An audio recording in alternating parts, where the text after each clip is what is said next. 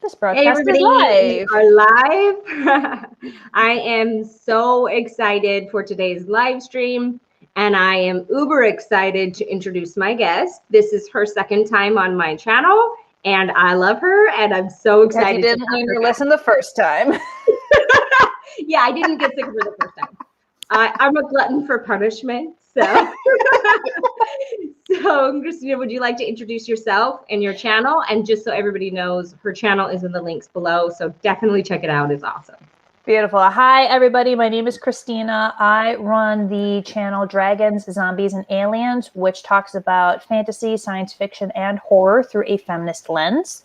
I do writing advice videos, kind of like this one. I also do a lot of geeking out about favorite or least favorite tropes.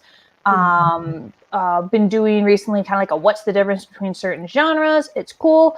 I usually have a different setup, but circumstances being what they are right now with the roommates home and all that stuff, I am sequestered in my bedroom, sitting on my bed with the laptop in my lap on top of about my pillow and my medical kit. So if there's some jiggling going along with the camera, I am sorry about that. There it went again. You are forgiven. I feel like sequestered is maybe a painful word right now. I mean, I was doing it before it was a thing. Okay, I'm a writer, so yeah, it's the cool thing to do when you're a writer. And I'm sorry I'm going in and out of focus. For some reason, my camera is doing something funny. Look, we didn't get into the writing business because we're good at technology, okay? Yeah. Yes, exactly.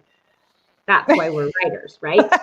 I'm still trying to get it to focus on me, and it's not doing it. Okay, so for anybody who's tuning in who's not familiar with me or my channel, I am Cami, and I do Flash writing tips, and I do Flash workshops, and I try and collect the best author tubers and the best videos for you guys, whether I'm making them or finding them. Right now, I'm trying to figure out how to incorporate some of Brandon Sanderson's videos into some of my playlists and things like that. So I want to have a very solid resource for writers to go to, where if they have a specific topic they're interested in, they can just really dive deep in that topic and find all the best information in one spot. That's my goal. It's my hope. I don't know, might be a pipe dream. I'm working on it. So today's live stream, let's say hi to whoever's in the chat. Hi, William. Thanks for joining us.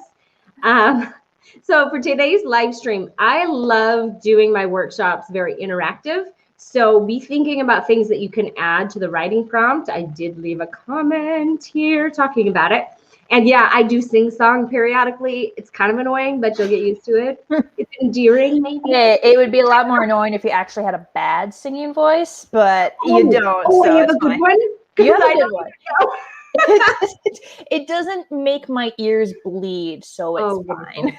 Oh, wonderful. Yeah, I'm one of those people that embarrasses themselves by rocking out in the car, and then the person next to me is laughing at me. And instead of being ashamed, I'm like, what's up? Yep, I'm doing it. I'm not good at it, but I'm still doing it. Exactly. No, that's why I like to drive by myself instead of with someone, because then I can crank the radio as high as I can stand it and then sing at the top of my lungs. You can't do that if there's someone else in the car, unless they're as crazy as you are. Exactly. You and I were the same brand of crazy. It works. Anyway, so today's workshop is World Building 101, and I'm just going to go ahead and jump into it. I'm really excited to do this. Okay, so Christina writes you write, do you fantasy write and science fiction? Okay, I was going to ask if you write like paranormal and things like that. So it's much more. Most of my published works are science fiction, like in Earth's Final Chapter, this illustrated novella series with multiple authors and illustrators.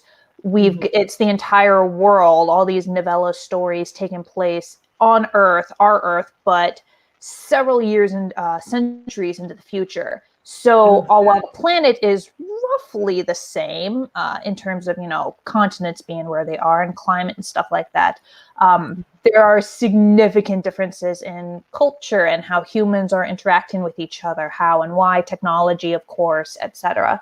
And then also some epic fantasy too. Hi, Kincaid.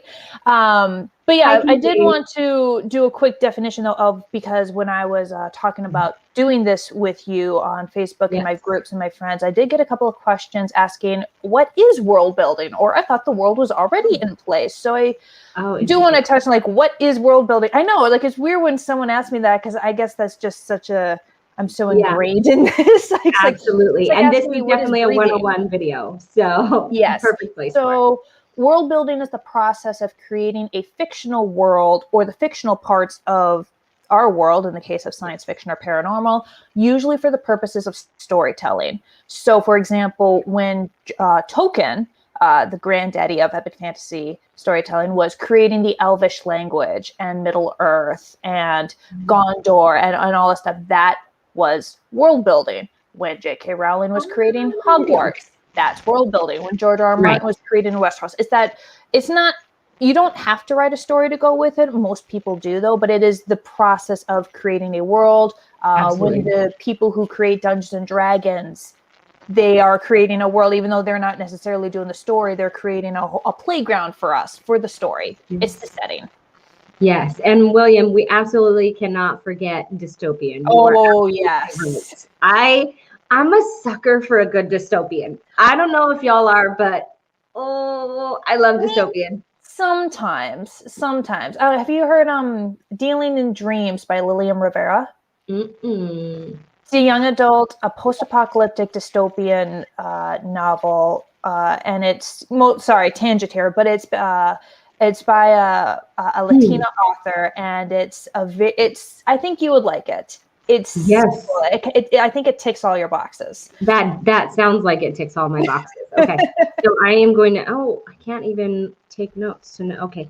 We are at somewhere around 3 minutes. So I'm going to put that in the description, and hopefully I remember later that it's 3 minutes into the video. So I'm going to put a link for that book for anybody that's interested in reading it. Anyway, so yes, Christina, that's a great definition of world building. And I want to add, you kind of touched on it a little bit. World building is not just for science fiction and fantasy. World building is for really any story that you tell, because even if you're writing a nonfiction story about the 1970s in California, it's going to look very, very different than a modern day story of a cruise in the Bermuda Triangle. So world building is, yes, the process of building the world, but it's also the process of writing that world in a way that is sort of immersive for your readers, where they get to just deep dive into that and fully experience it. So a lot of this stuff, the John Wick trilogy is a good example of that too, that it doesn't have to be John Wick. I don't know if you watch those movies, action and all. Yeah, but like, the Continental, that doesn't exist. But they've created this whole amazing, intriguing criminal underworld society with no magic or alien or wizard in sight. Okay, that's cool. That's cool. William said something about Shade Owens has a great dystopian series. I'll have to look up the title, though. Absolutely look up the title and let us know. Have you read it?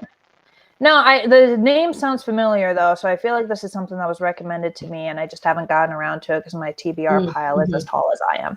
There are too many fantastic books in the world. What a problem to have. First world problems, right? Exactly. My remote is too far away from my fingers. There's too many books to read.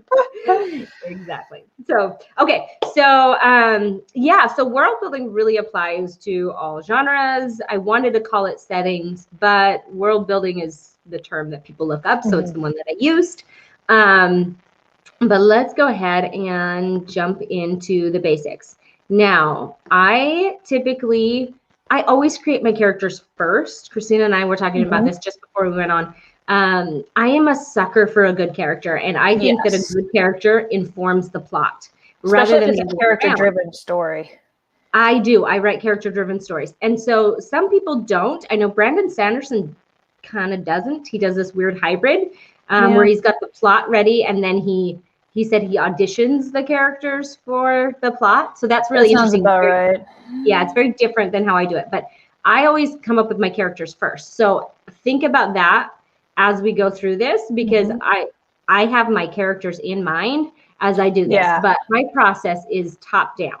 Yeah. So I think of the biggest thing and then whittle it down to the smallest. Every world builder has a different process. I think she's weird because I do it completely differently. I tend to do more story first. Like, what does my story need from the world? Like, do I need an evil empire with vast armies and a bureaucracy with a million fingers and a million pies that my team of rebels has to take down? Or do I need nomadic tribes that can travel all around, merchants maybe? Or do like, what does this story need for the characters or the plot or whatever? And then I start the world building with that. And then it's like a ping pong ball with me. I go back and forth between the world building and the story, because I tend to world build and outline at the same time, as well as do character creation too. And they all just kind of organically grow together. But as I was saying to Cami before we were getting started here, every world builder is different. Every process is different and unique, and it changes over time. The way that I world build now is different from when I was originally writing for Earth's Final Chapter, Homestead Hunts. I was world building my novella for that very differently from how I world build now, and will world build 10 years from now. Absolutely. And it could be different from story to story, because I know that my process is some I outline more, some I just discovery write more. They're all a little bit different. But anyway, so for the sake of this workshop, I've decided to start with the biggest thing and whittle downward. But like I said, I start with characters. That's where I always start. Characters are to me the most important part of the story. So, and then I look at what kind of world they're living in. So if you are doing a science fiction or fantasy, they're starting really big. We're going with the whole universe and galaxy thing going on. Because I'm kind of a nerd. Oh, you guys, I've got my nerd shirt. Yeah, she's got her nerd shirt. Ta-da! Star Wars. Pew pew. Okay. Yep. Nerding over. Anyway. The nerding is never over. That's true.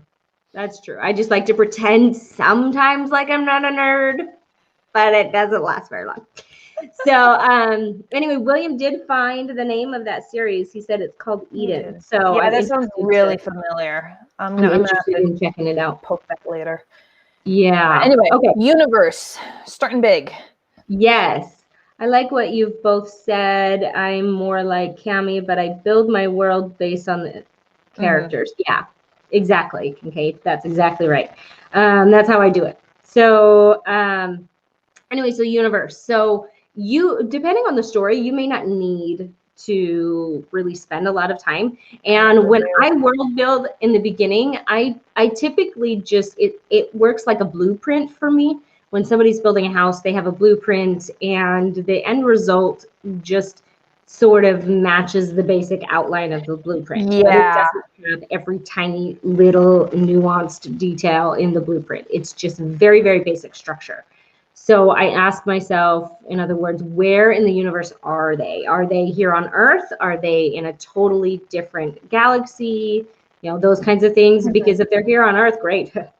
Answers are done. 90% of your stuff is finished. Yep. Move on to number 2, people. Yeah. So it's pretty easy. Yeah. Do you have like a double star going on? Because I am actually working on a science fiction novel that I'm currently hunting an agent for. And it takes place on another planet. So a lot of the world building, I didn't start with this, but it accumulated later, was like, you know, adding rings to the planet, adding a second moon to really drive home the fact that this is not Earth. And then, you know, other stuff. I considered adding a second star, because a lot of solar systems, we're actually the rarity, having just one star in our galaxy. A lot of systems have 2 or more that orbit each other, and then have a bunch of planets and asteroids and whatnot orbiting around that. So, you know, I consider that, but eventually I decide, I ultimately say, you know what, the rings and the moons, and I don't want I don't want science to really get in the way in that, because 2 stars makes it harder for life to thrive. So especially if you are Yes. going with a more sci-fi angle, like, you also kind of got to consider, how does if you're doing another planet or space exploration, how does astrophysics factor into this a little bit? I mean, for the most part, you can kind of ignore it, like Rick and Morty and Star Wars and all this stuff. People don't really care about that, but like just a bare bones understanding of 2 stars, twice as hot, desert planet. Exactly. So, and it's going to depend on how factual you want to be. Are you writing a soft science fiction, which is very similar to Earth and our cultures here, or are you writing a hard science fiction, which focuses a lot on the science of it? Yeah. And Kincaid has a really good question. How often does your writing start with a plan and then go in a very different direction?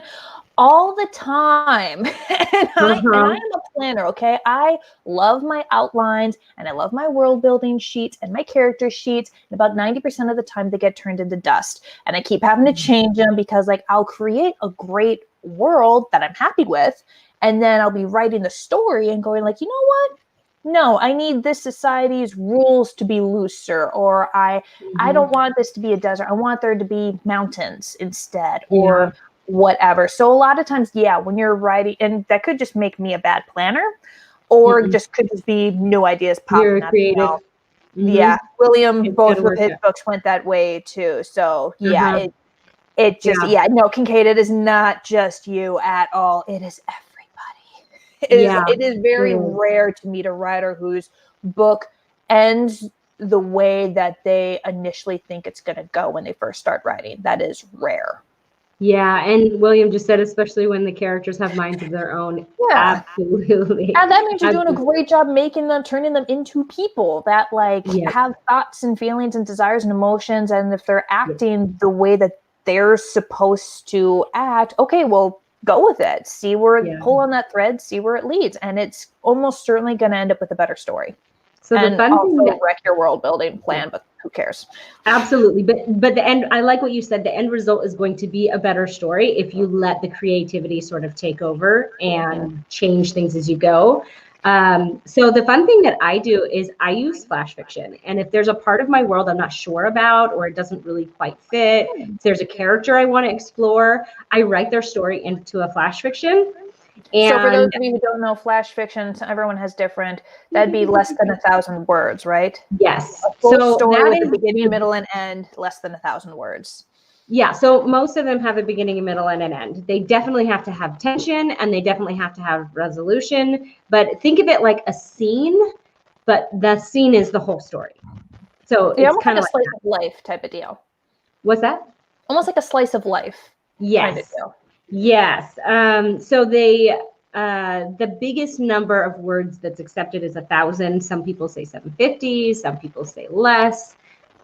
Roughly 1,000 words. Don't go over 1,000, or it's not flash fiction. It's a short story. Microfiction would be 500 or under. Yeah, and I've heard 350 for that one. So I think once you get into the flash and the microfictions, then they have varying word counts based on the magazine or wherever you're going. But anyway, so I have a character for a book I was writing that I really, really liked, and I've said this on the live streams before, so hopefully you're not annoyed with me if you've heard it. But I wanted to explore this character. They were a sociopath, and sociopaths are born, they're not made. They have a wiring issue in their brain. And so I wanted to know what he looked like at age 10 and how he became who he was as an adult. And so I went back and I wrote a whole little mini series of flash fictions of him progressing, like the criminology of it, like as he's building into the mass murderer that he becomes. It was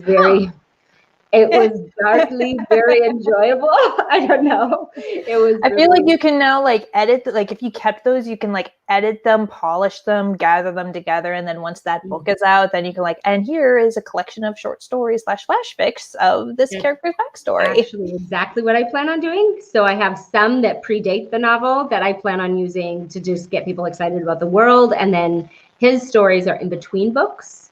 And then I have some more stories that will be sort of after the second or third book comes out. So that's kind of how I use it, and I explore characters and parts of my world that way. Yeah, Kincaid, flash fiction does not necessarily have to be inside the novel. Brandon Sanderson with his Stormlight Archive, he'll have like intermissions because these books are like 1,000 pages long. So like they'll be divided into parts with the major overarching story, and then between each part will be like a little mini short story / flash fiction with a character that either we've seen before or that we only see once. Then it's sees what they're going on throughout the part of the world. But for the most part, flash fiction stand on their own. Interesting. Yeah, I didn't realize he did that. I haven't read any of his longer works, so. What are you doing, woman? I know. Please don't hate me, people. Please don't hate me.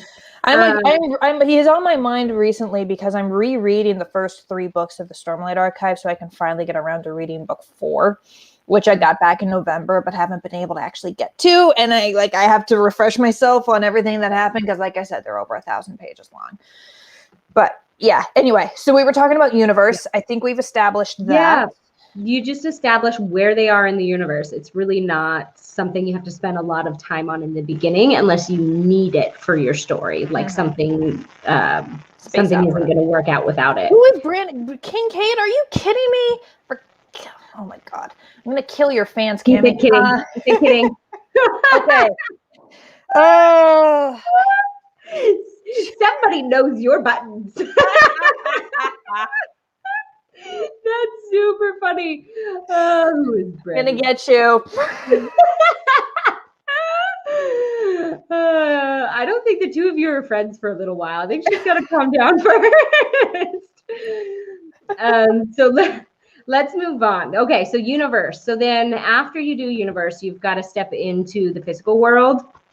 And what I like to think about first is the world, meaning the geography of it, like how much water and stuff like that. This may not play a role in your book at all. And if it doesn't, then don't worry about it. You know, it's when it changes it. Like water world, how much water really mattered in water world, right? Because the world was literally covered in water.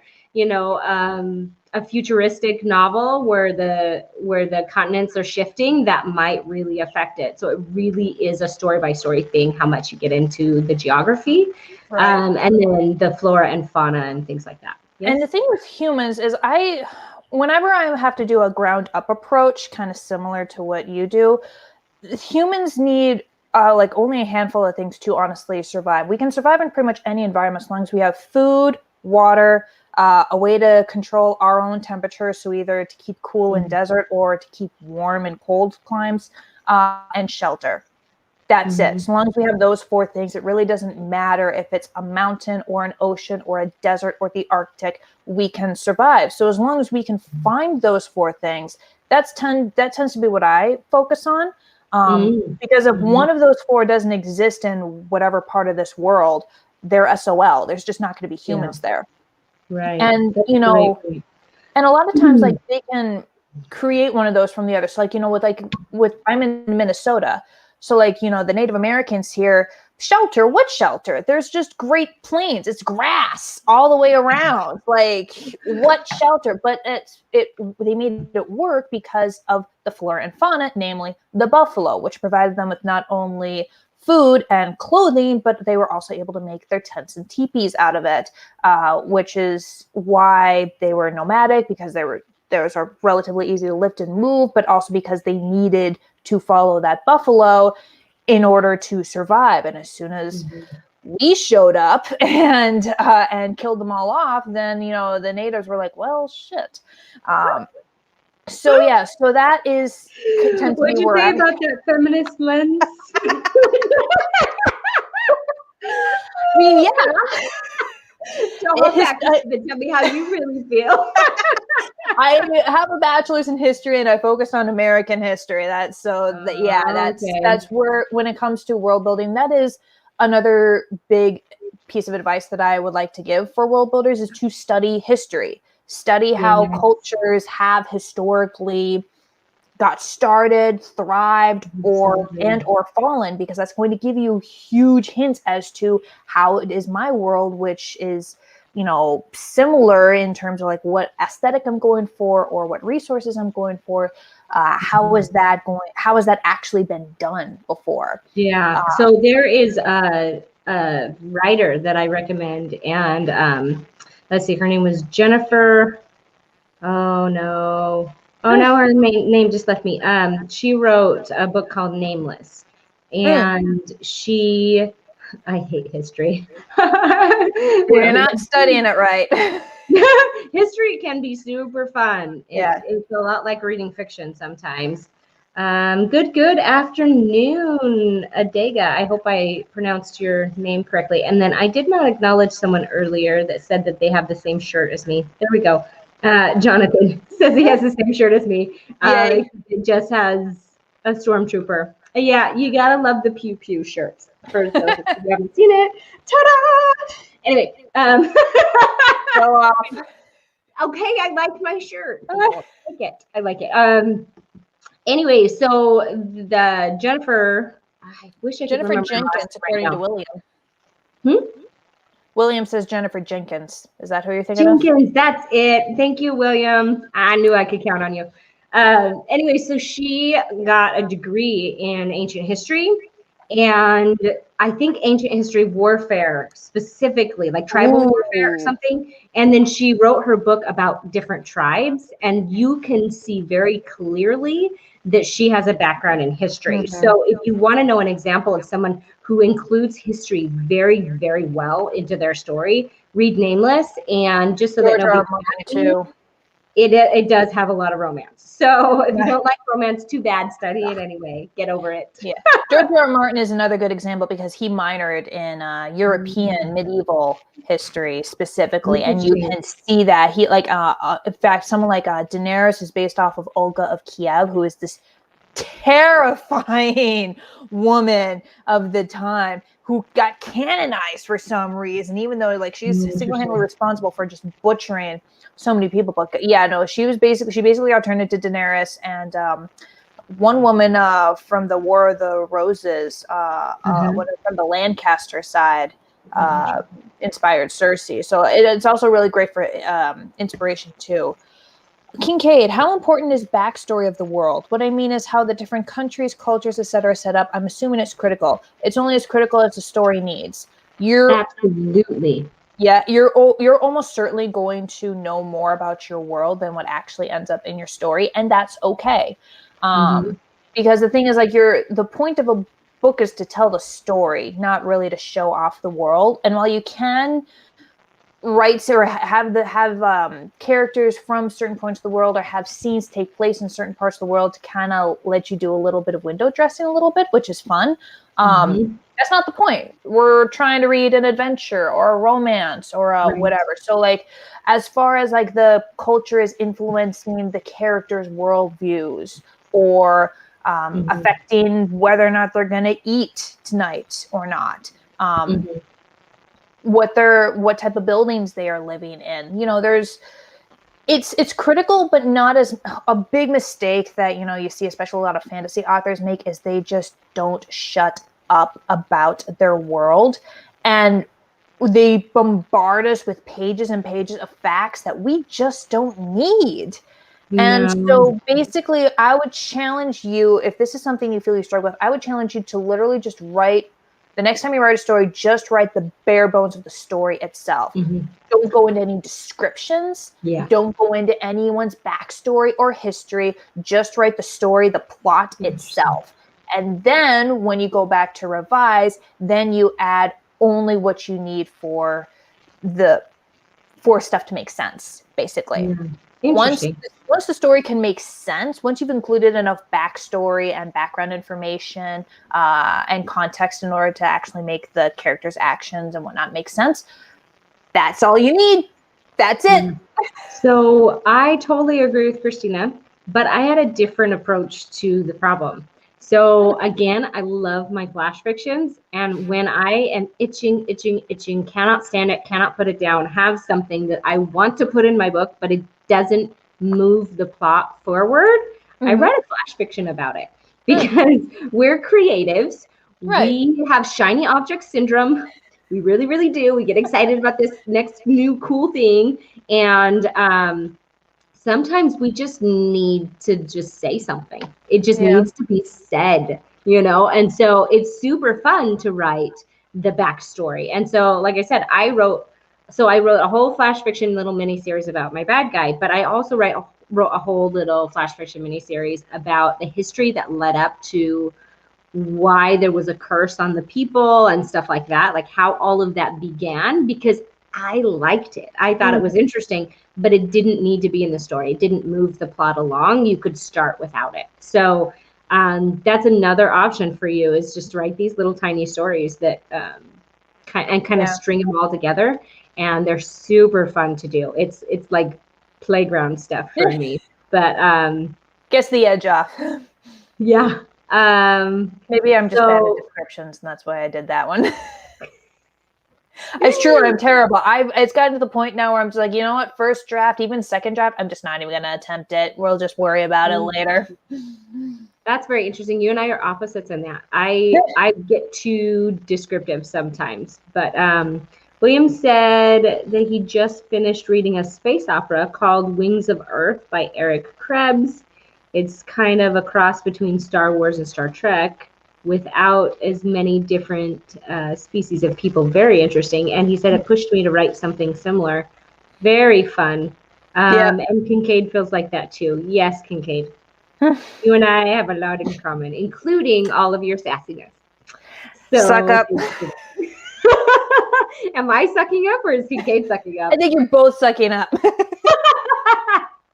Oh, all right, fine. So just to retouch on this, just in case anybody's watching this and doesn't know what flora and fauna are, flora is the plant life and fauna is the animals and things like that on the world. And a lot of times we've been talking about Brandon Sanderson recently. I do want, because, you know, first of all, he's like the granddaddy of this. But, you know, with the Stormlight Archive specifically, everything is affected by this thing called high storms. They're like a thunderstorm plus hurricane times 20. And they roll over the continent, the entire continent, like once every other week or so. Like they're just horribly destructive storms, but the entire, not just like the land itself has kind of created, like it takes things like, you know, rainwater and creme that builds up over time. So not only does that affect the land, but it also affects all the animals, that most of them have like hard shells or carapaces that protect them from debris. A lot of the plants, they like have like, you know, they can like suck up their vines and leaves into each other in order to like protect themselves. Some trees just like fall flat down as soon as the wind starts blowing, because then things go over them instead of into them. And all the people have built entire cities into like the sides of mountains, because the storms always come one way. They build their cities into the sides of mountains, or like into caverns, or like there's one that is literally like carved into the ground in such a way that all the water just washes away under people. So like, it's like fascinating. So also consider something like that, and how you know, when you're playing around with magic and science fiction, like you can go nuts, and it's really cool. And that's so something just as simple as you know, crazy chaotic storms that has seriously affected the way that not just people think and operate and live, but has affected the very land, flora, and fauna itself. Yeah. And I think that definitely his background with science was helpful. I didn't know he had that, but I'm not surprised. Definitely. It definitely changes the way he approaches his magic systems and things like that. But that would be down a little bit further if we want to talk about that more. Right now, let's get into governments and countries. So this can be as fun as you want it to be. And I think that Christine and I are going to be on the same page on this one, and both think that this is really actually very fun to do. Is. Yeah, it is. So I feel like there are two approaches to governments and countries and things like this. So, and it also applies to races and cultures, which is our next section. Now, tell me if you know who said this, because I forget. It was something that somebody quoted in a writing workshop that I attended. Anyway, there are two ways to approach it, and this particular writer likes to take that culture and that society and just boil it down, and then all you're left with is the froth on the top, and then they use that froth for their story, so that all that's left is a hint of that culture, a hint of those people. And I really like that approach. I like being very, very familiar with the government system. So the earlier story I keep talking about, I don't know why I'm talking about the same story. It's not even the one I'm writing right now, so I don't know. But it was the government was not really the point of this. It was more of like the culture and the geographic region were a hybrid of different countries within our world that already exist. And so the female character is partially Indian from India and Middle Eastern. And so her culture and even the way that her country looked was this interesting hybrid between those two. And so you can kind of see little tweaks of it along the way. But then some people do the opposite, and they want to have the culture 100% exactly like the one that we have here and now. And so not just cultures, but the governments and things like that. So I think there are two approaches to both of these sections. Yeah, there are. And I tend to go, I prefer to go, because I did a video about this one about governments. And Kincaid, thank you for your very kind comment about women tropes. Glad that my videos are helping you out. I did one specifically on governments, actually two. One being like the 4 types of governments, and one on the tripod of power. So like, I'm going to try to remember and talk about this. So first of all, there's this great book I read about world building called Beyond Kings and Princesses. Highly, highly, highly recommended. It's by a guy who's both a fantasy author and has a degree in political science. So he knows his stuff.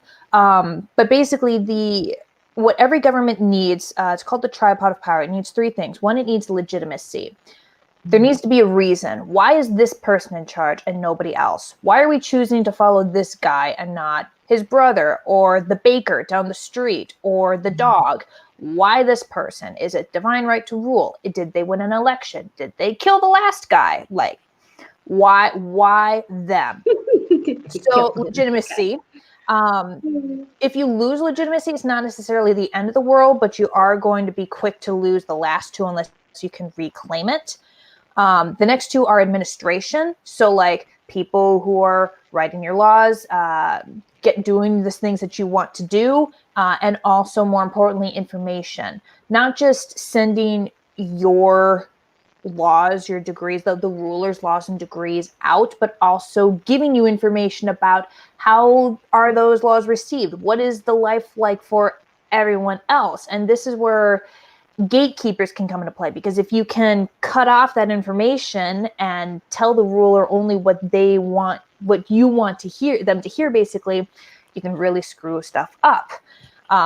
So there's administration, basically the flow of information, laws, and all that bureaucratic stuff. And then, of course, third one is military.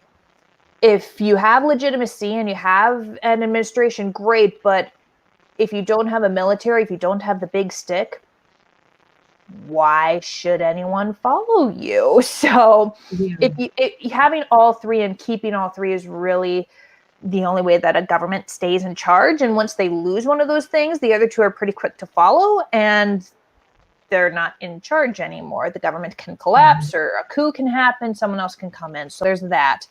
And then you got the 4 different types of governments, where you've got the center, aka the palace, where like all the power is consolidated into one person, like royalty, monarchs. You've got nobility, which is very rare, where all the power is consolidated into a small group of people. The Komachi Tribe is the best known example for that. And a handful of other Native American tribes did something similar. The Dothraki, for a fictional example, where it's not one person, it's a group of people, all the chiefs, all the leaders, whatever. Forum, all the power comes from the people, democratic elections.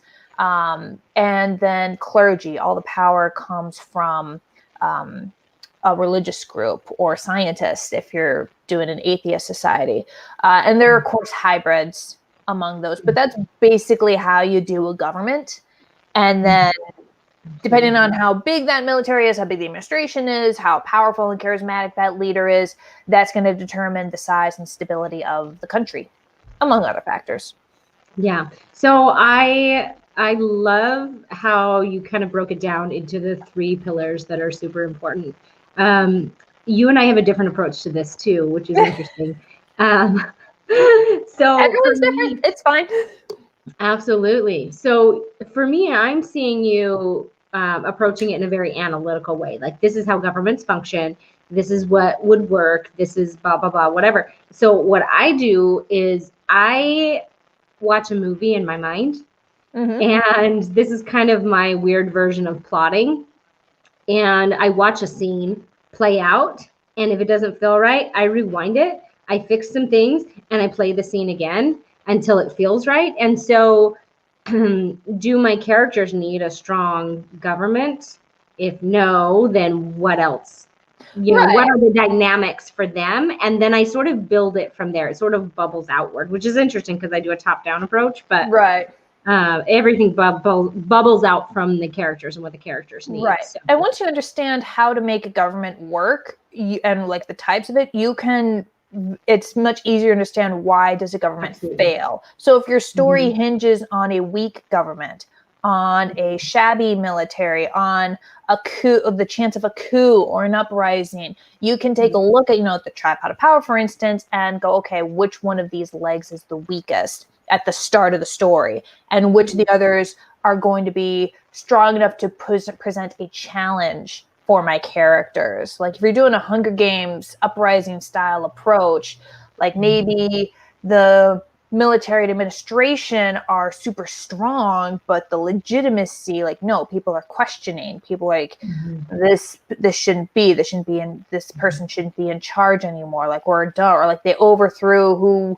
we actually want to be a king 3 generations ago. We want the old one back or something like that. So that would be the weak point, and that would be, okay, this is where the character is going to get their in. Or if your main character protagonist is a ruler or a princess or whatever, those weaknesses can be a really cool challenge to explore. And like, how am I going to fix my legitimacy?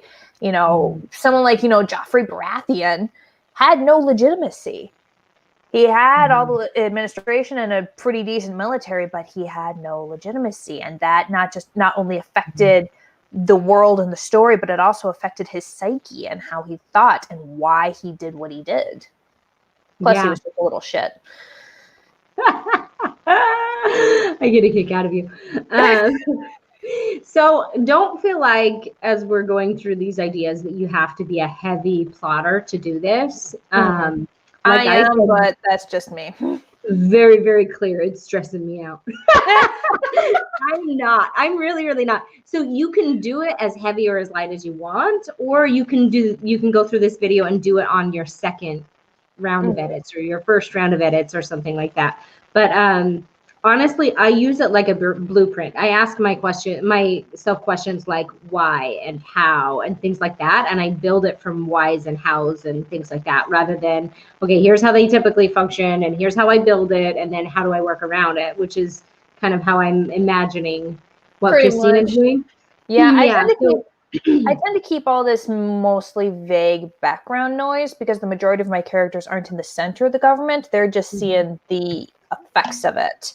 So they're seeing, they're dealing with a collapsing government that's not giving them the protection that they need from their enemies or a natural disaster. And so it's just like, okay, well, and then like, like a line here or a short paragraph there about how this has come to be is enough.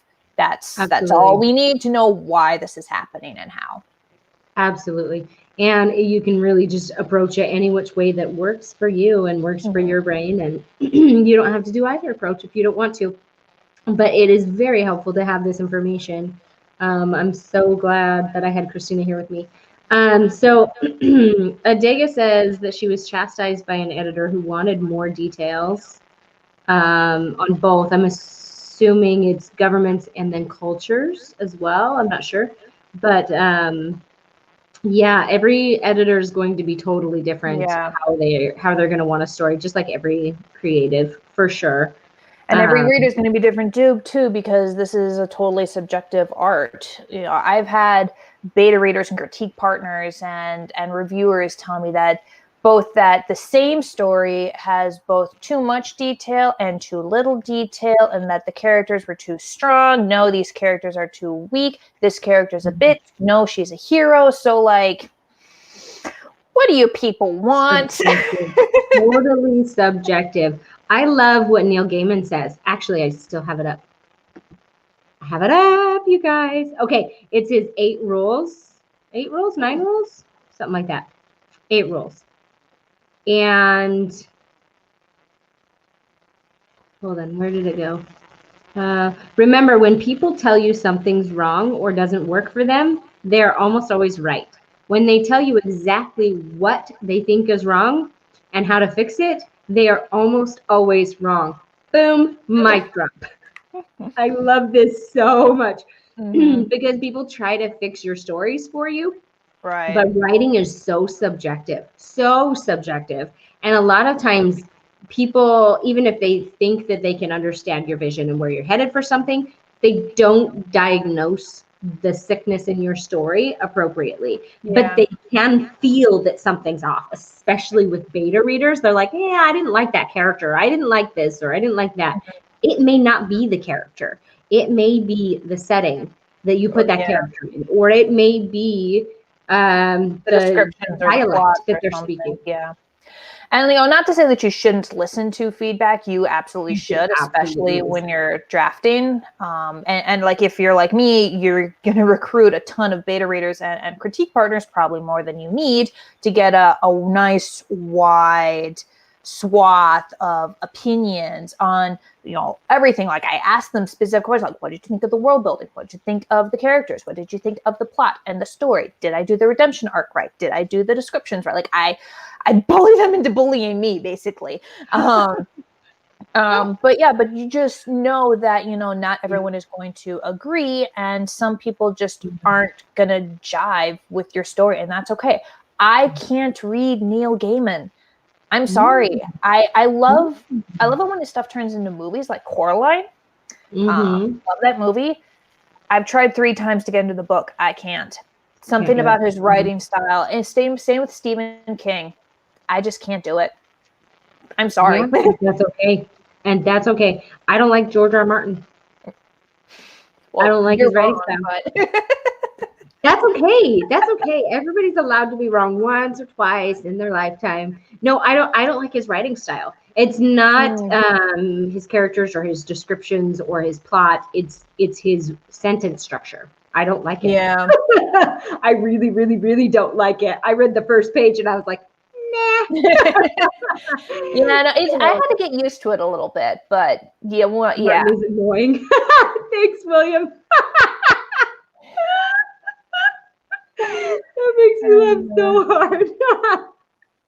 Tried to read the first Game of Thrones book. I didn't like it either. Yeah, Martin was writing for, I think, 10 years before his books really took off. Like, nobody wanted to read them. Nobody liked them. And then, boom, popularity just grew, which goes to show that you never know when it's just going to happen for you, you know? Yeah.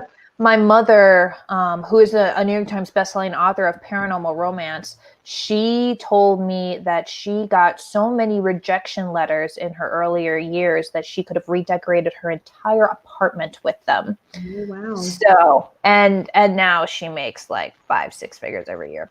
So from the writing. So, like, yeah, it's, you know, it is entirely, and like, I don't read her work, but that's because she writes explicit romance, and I don't want to read a scene written by my mother as inspired by my father. So, but I love her style.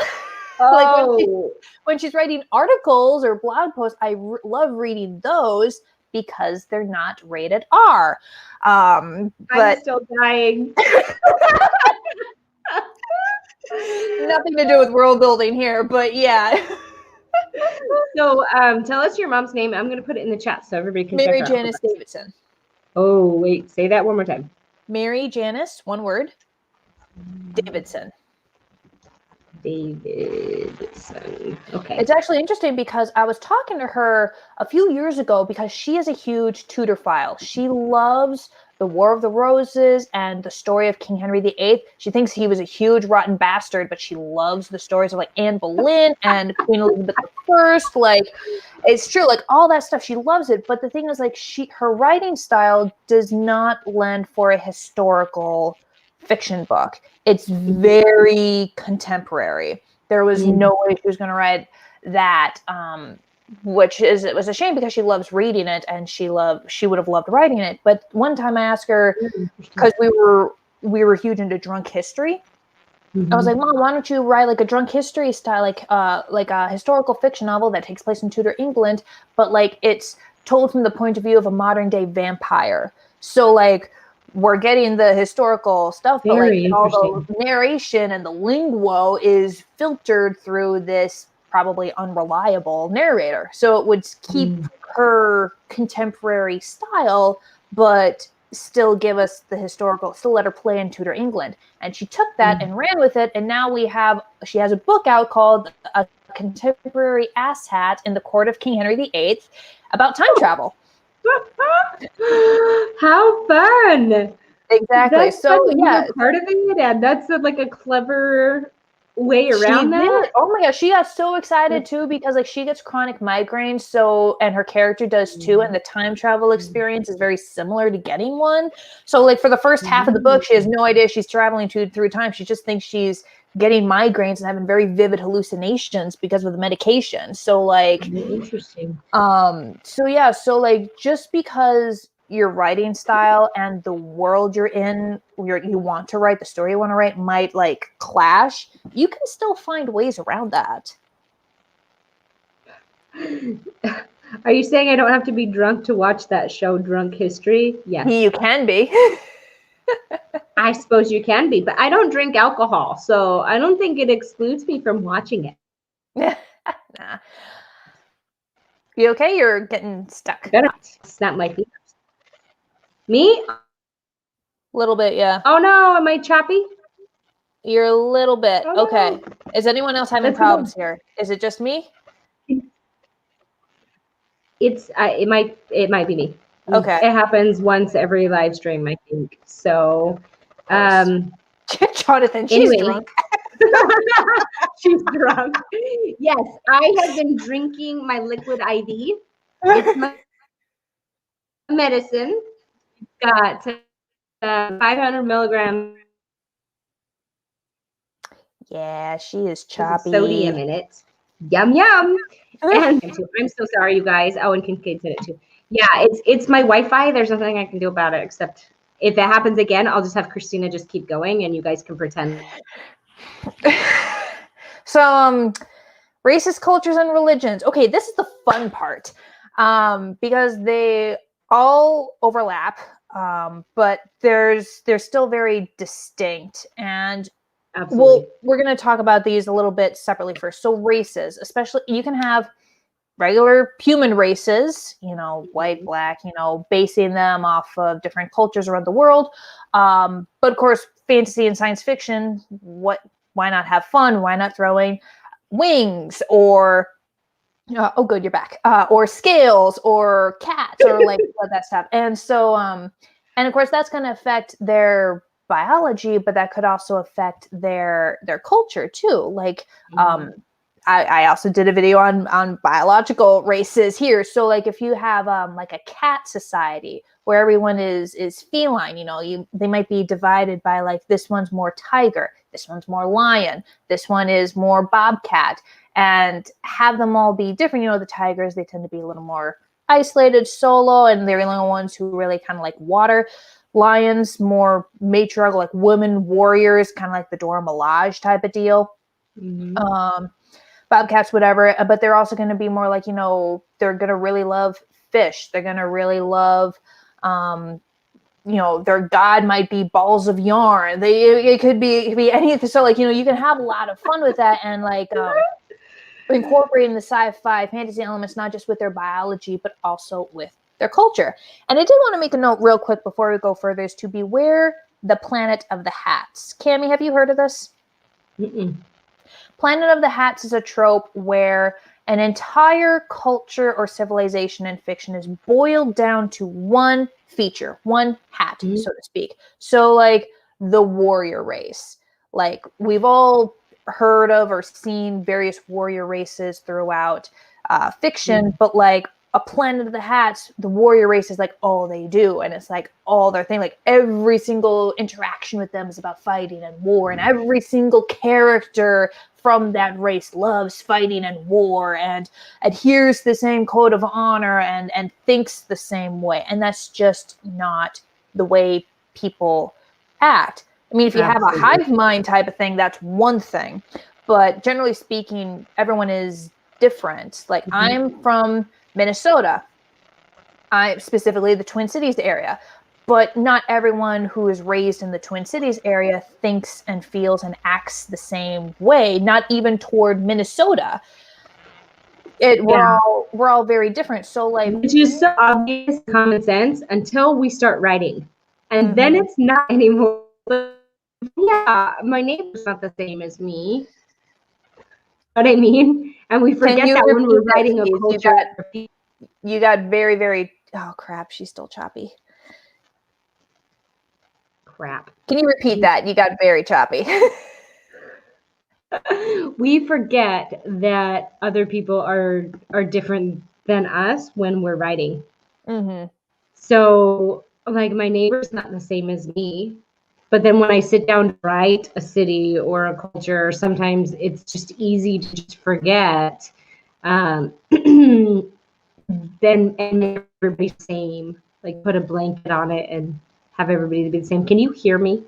I can hear you. You're a little blurry, and there's a little bit of a lag, but you're audible now. So. Okay, you guys, I apologize. I don't know what's going on. Kincaid's question, how much of your writing is dialogue? How much is scene description? Again, everyone's different. I love dialogue. I find dialogue to be easier. Scene description, I suck at descriptions. I tend to be very light on them, and I'm constantly told that I need more. So don't take my advice with that. I think that it's not just that every writer is different, it's also that every story is different too. Yeah. So it kind of depends on what genre you're writing and what your character's goals are. Are they very extroverted? Are they isolated? Or are they nonverbal? Do they have close relationships? Do they, those types of things? The sci-fi, William, I see you, buddy. The sci-fi novel that I'm working on, that I'm getting the agent for, the main character is nonverbal autistic. She cannot speak. So she's hearing a lot of dialogue. So like whenever she has interactions with other characters, like they'll talk to her and then she'll have to find some other way, like she'll write something down or she'll make a sign or emotion or a facial expression. And that is how she communicates back to them.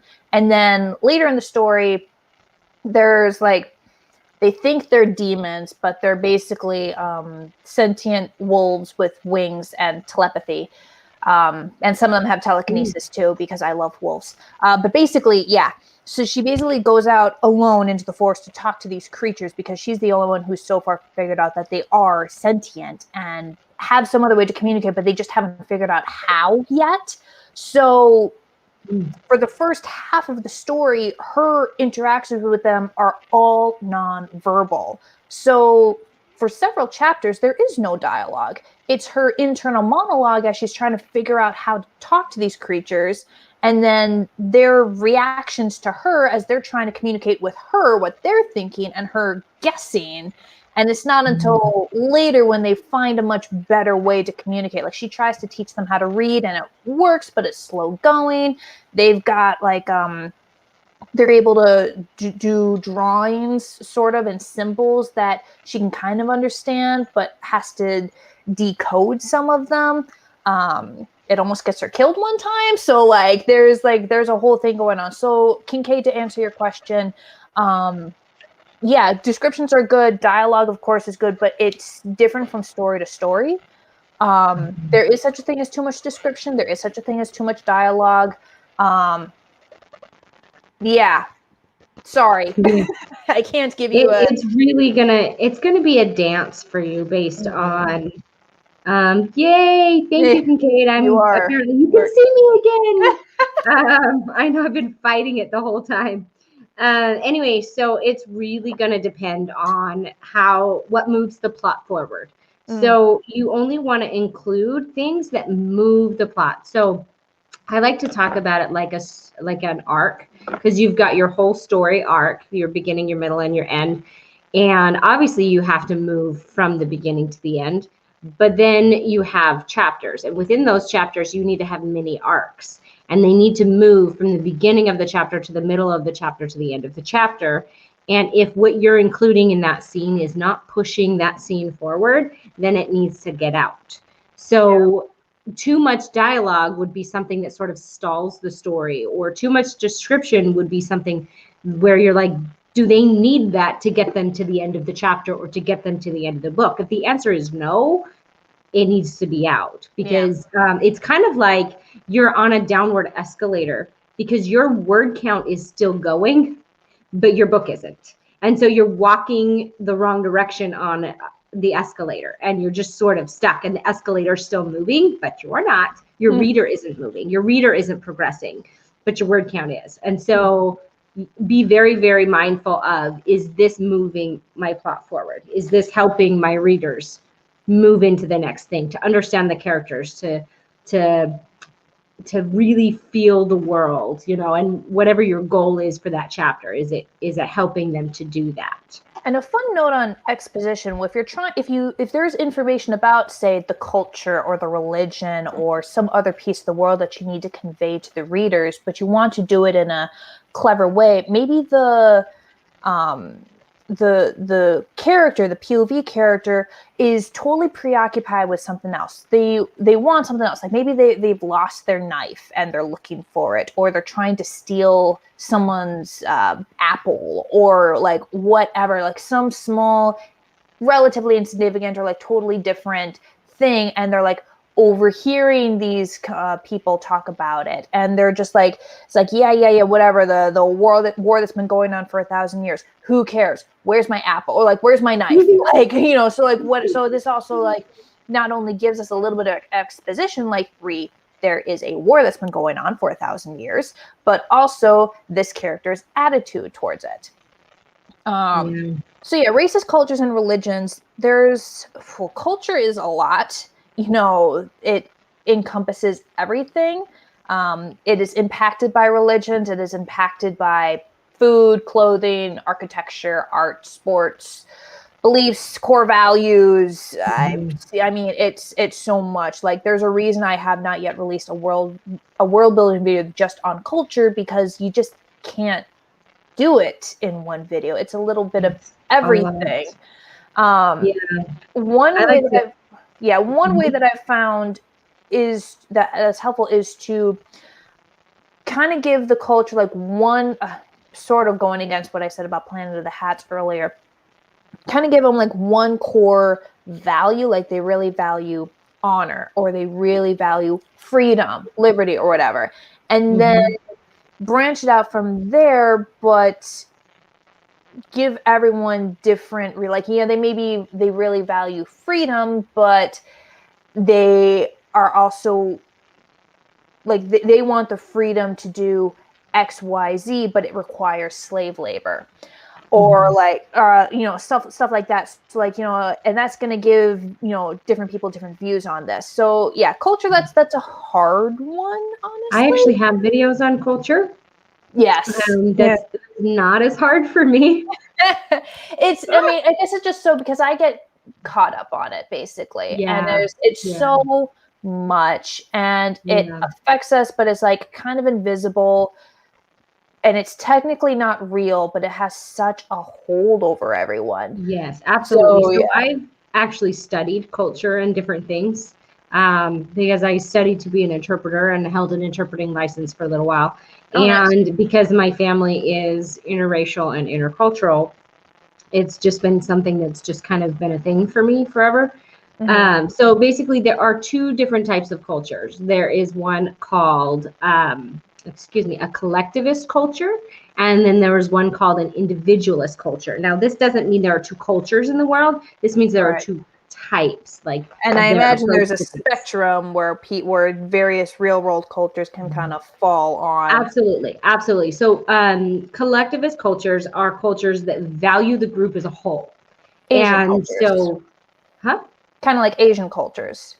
Yes, and you find it in Hispanic cultures like Mexico, and you find it in the Deaf American culture, and you find it in certain religions.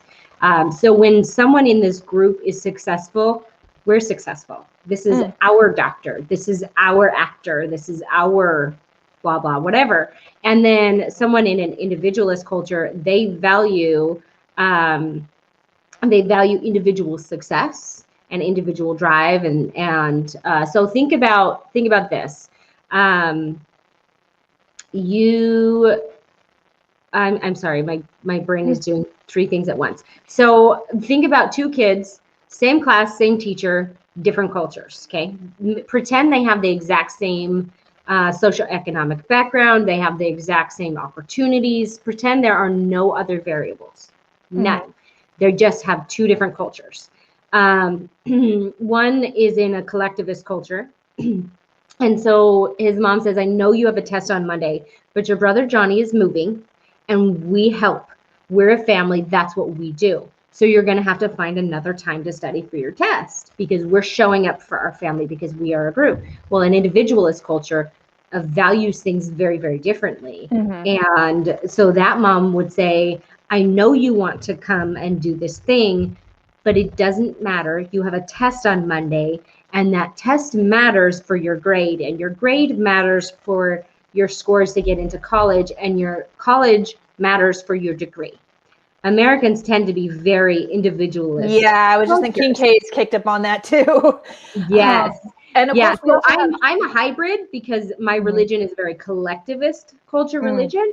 And then my culture, obviously with America here, is very individualist culture. Yeah, and of course there are some cultures too, and that affect and overlap.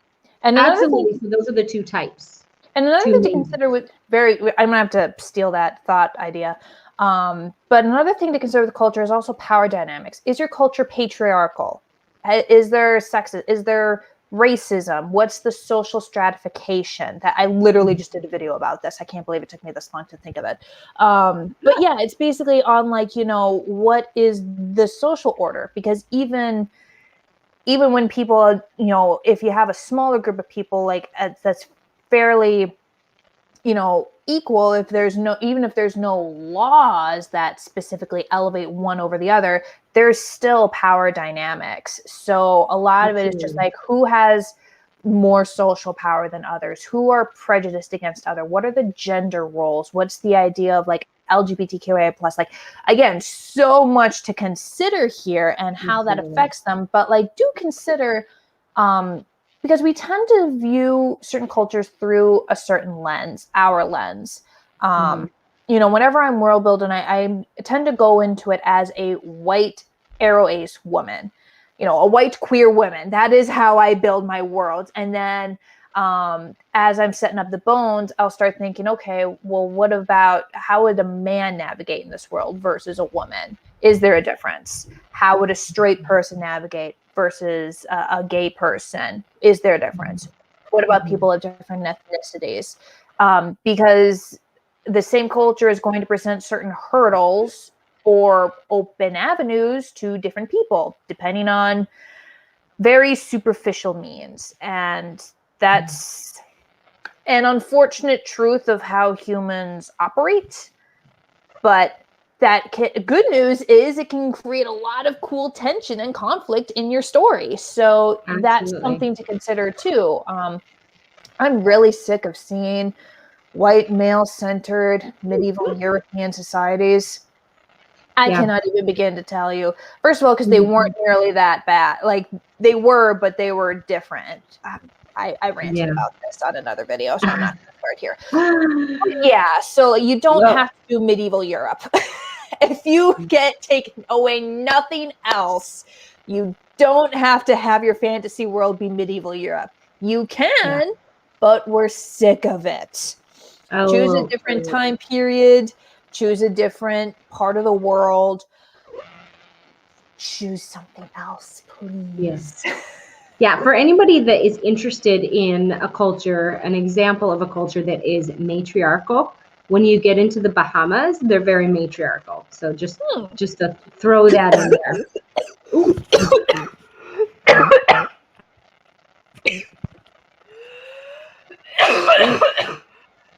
Maybe that was me. I don't know. Wrong pipe. Are you all right? I'm okay. Oh.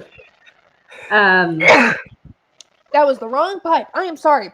I was that shocked at a matriarchal society. My God. I was wondering if I did it to you. Yeah, No, they are just the wrong matriarchal. And I did a tour through one of the islands in the Bahamas, and they said it wasn't illegal for parents to beat their children there either. So it's just, it was just a totally different culture than what we have here in America. Yeah. And so if you want to see it, a totally different approach to just life in general, then check it out.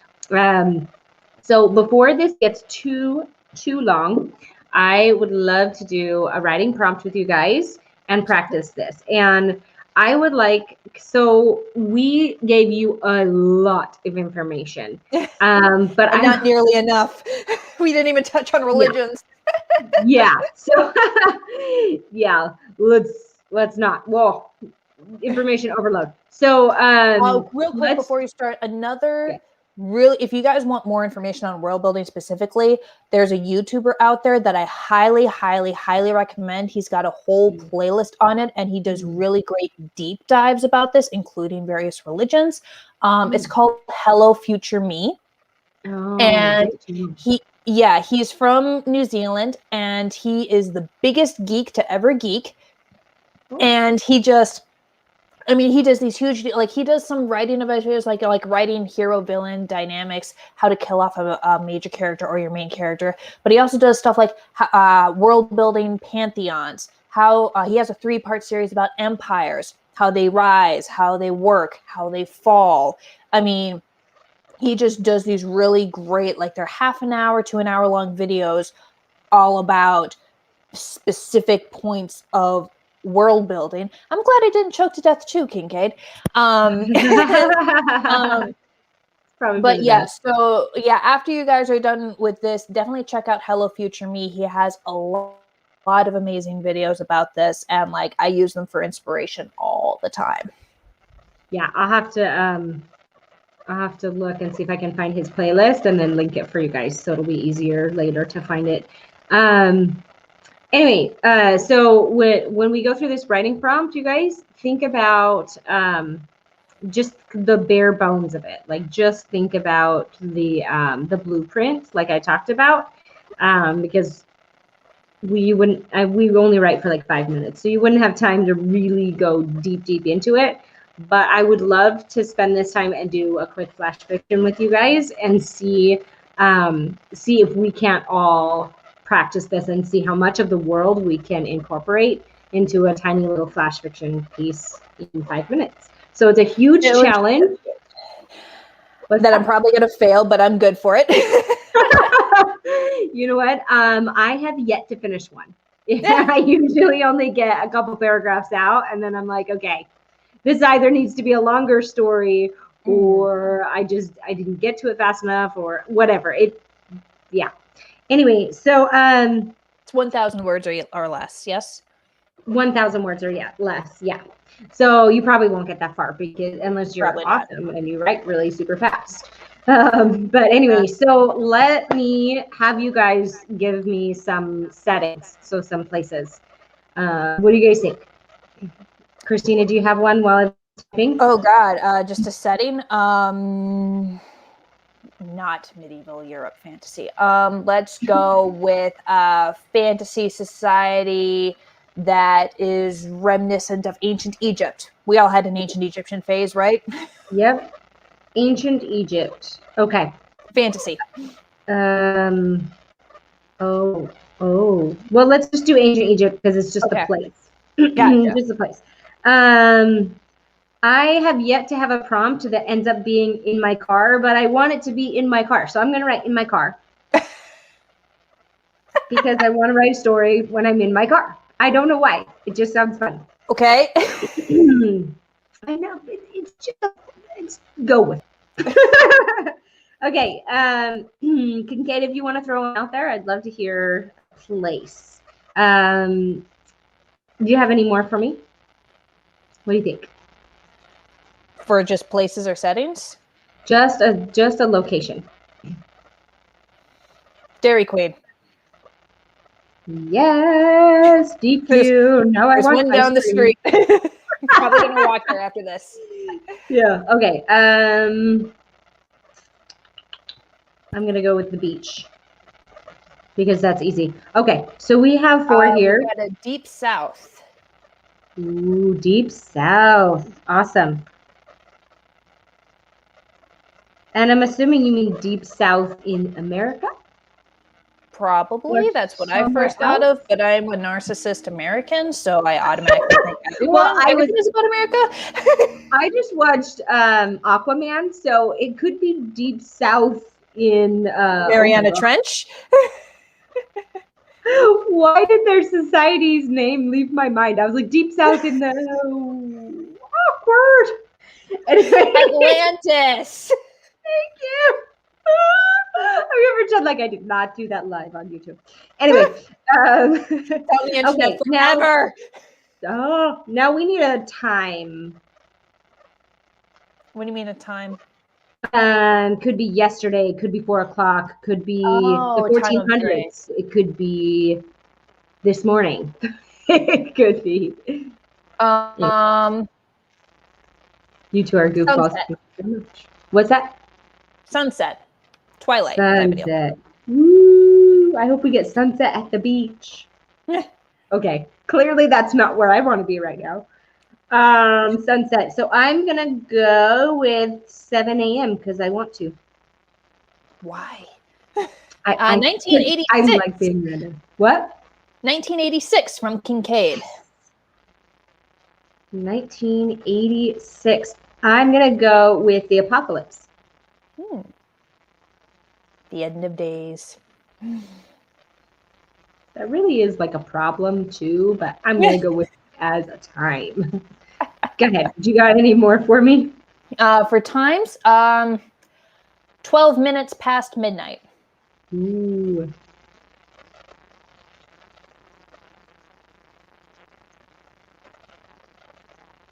Okay, so we have a hey, Kincaid, which one? Zombie, whichever type of apocalypse you desire. Exactly. That's what's fun. Okay, so we have a place and we have a time. Do we want to add anything to that, or do you think that's enough of a prompt? I think that's enough of a prompt. I kind of want to add, Kincaid, specific apocalypse, please. Yes. Let's go with a supernatural or religious apocalypse. So it has to have, it can be zombies. It can be Ragnarok. It can be Christian. It can be a demonic uprising. It can be vampires, but it has to have some sort of supernatural element to it. Love it. Love it. Okay. So we have place and we have time. Do we want to add anything else, or are we good? Let's go with a career, like a type of person, like a farmer. Okay. Profession. Okay, so we've got farmer. That's fun. I'm gonna go with lawyer. Personal trainer. You got anything? Ooh, personal trainer. I just dropped one. Personal trainer. Awesome.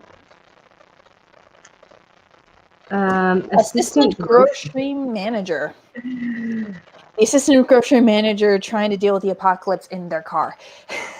Yes, that's a good story. Okay, so I think this is good. This will be fun. Okay, so these are story cubes, and I just got them at Walmart, and I love them. Okay. They make writing flash stories on my stuff fun. on my videos. Okay, I dropped one on the ground. So you I had to literally get it. wrote each. So you literally wrote each prompt on a side of the cube, and we're gonna roll them and see what we got. Yeah, you guys see? Nice. Okay. 1986. Let's go. Okay. God, don't be 1986, please. Okay, I have my car, Okay. and I have farmer, and I lost the other one. Ha!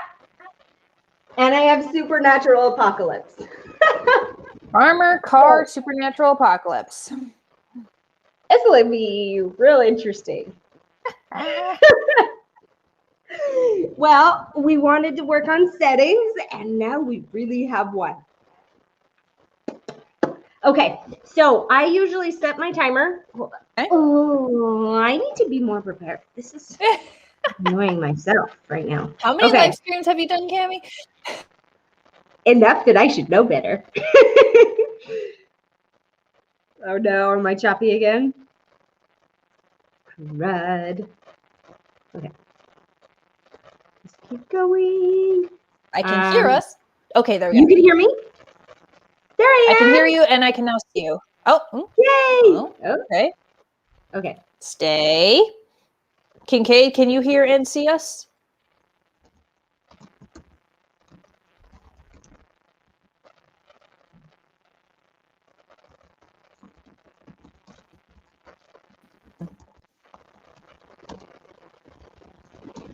Uh-oh, I'm frozen according to Kincaid. Okay. Now we're okay. Okay, whatever. Farmer, car, supernatural apocalypse. Let's do this. Ugh.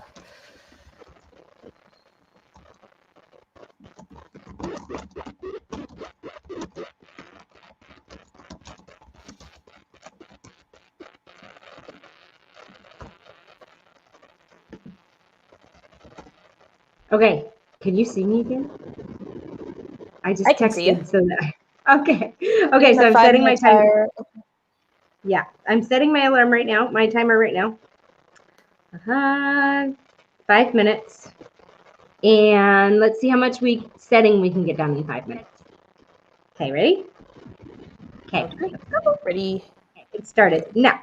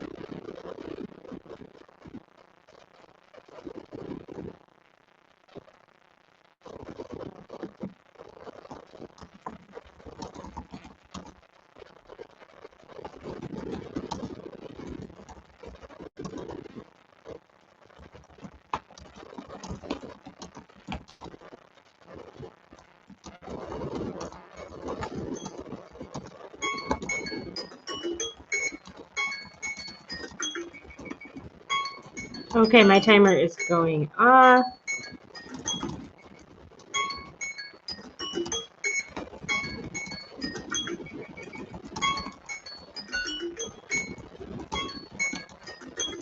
I'm sorry, I'm trying to finish my sentence. Okay. Dismiss. Authority. Okay. How do you guys feel about how that went? Oh, Kincaid, you wrote it right into the chat. I love that. Perfect. Oh, Christina's not even here. I don't know what happened. Okay. I don't know what happened. Hopefully she will jump back in with us. She can get back into the stream, and I'll just add her right back up. Let me send her a quick message.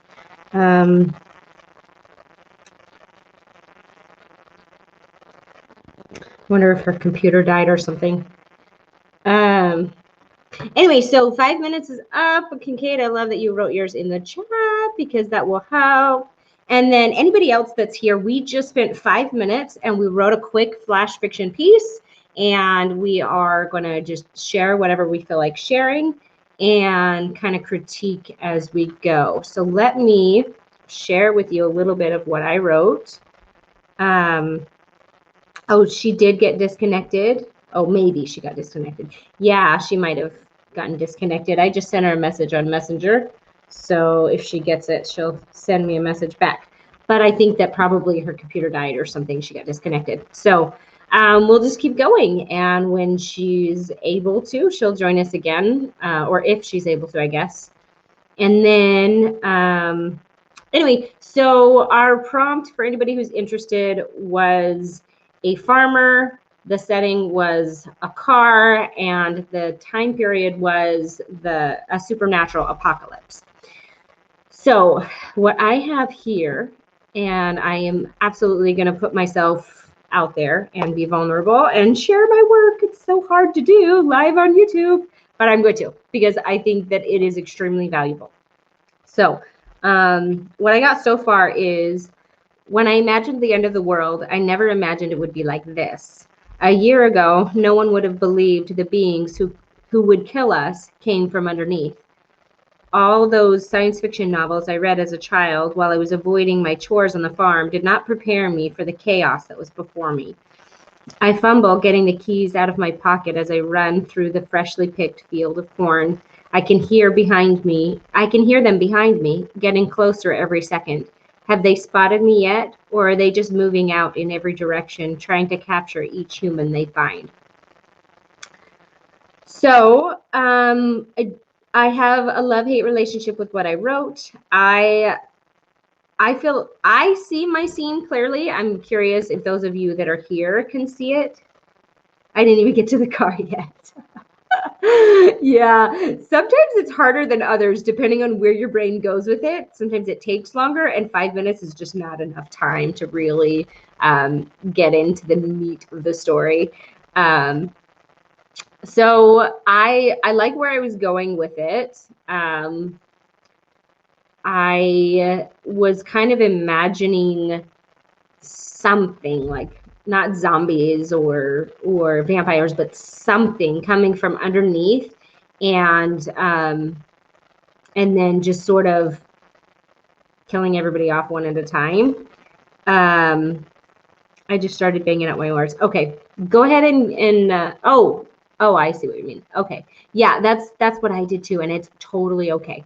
I word vomited. Anyway, I'm trying to think. It's hard to critique your own work, but I felt like the corn was a good clue to the farm, and I felt like I love my first line. I never would have imagined it would be like this. I would edit that to be a little bit cleaner, but I like where I was headed with that.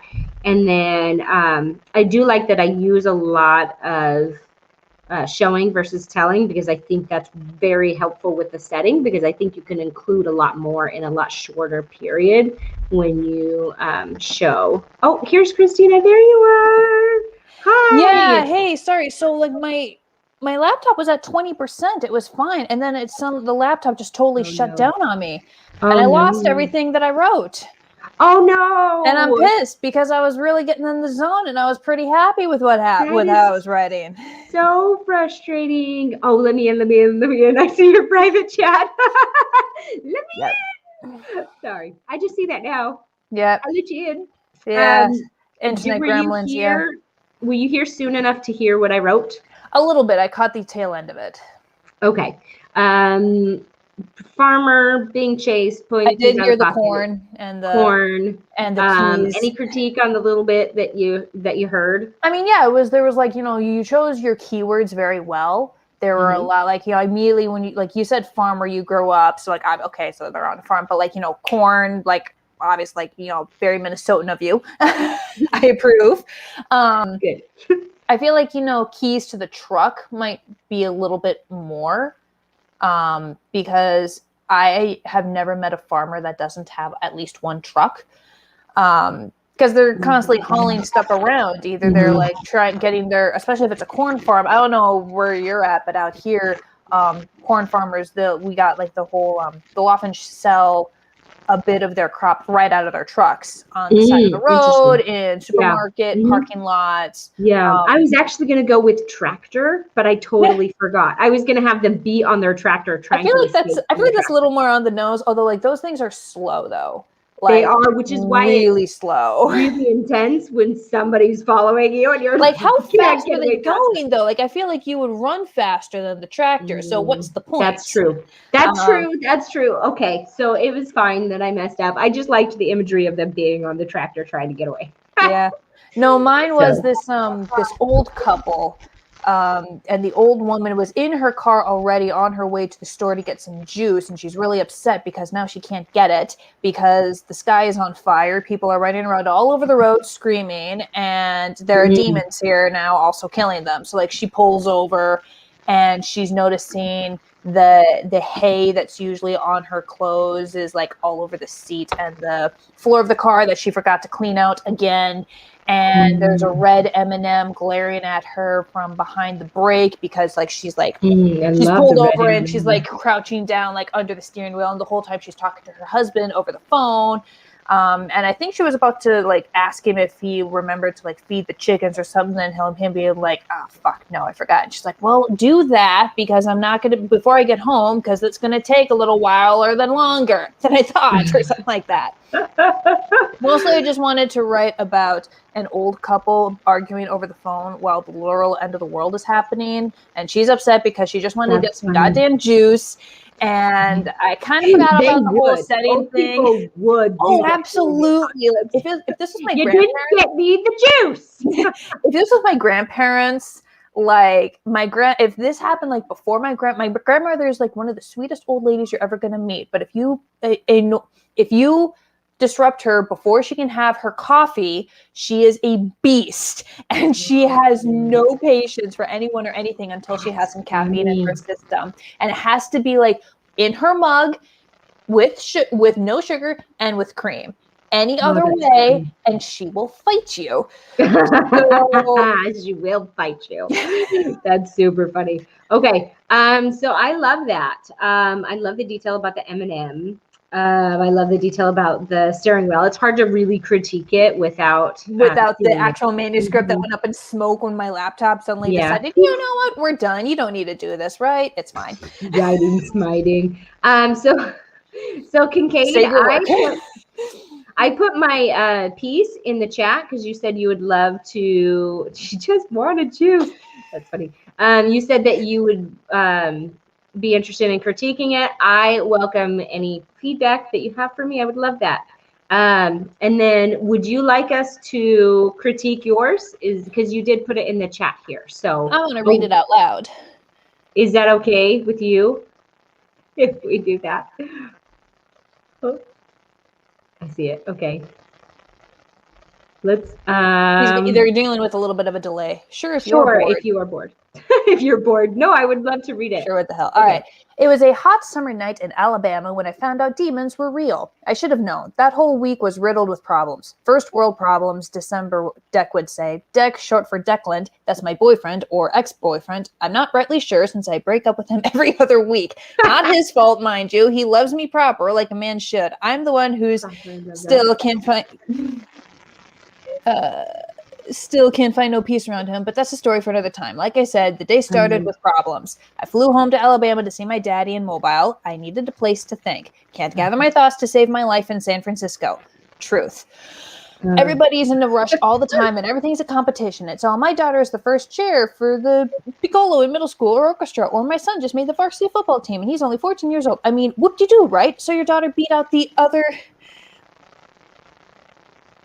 piccolo player in school. Did you know your husband's sleeping with that piccolo tutor you pay for? She told her hairdresser, so now it's all over town. You say your son made the varsity? Yeah. So this is super funny. So I do want to address really quickly that I love the voice in this. Yes. It is very clear. And I love, and it matches the setting that you chose. And even when you said, let's see.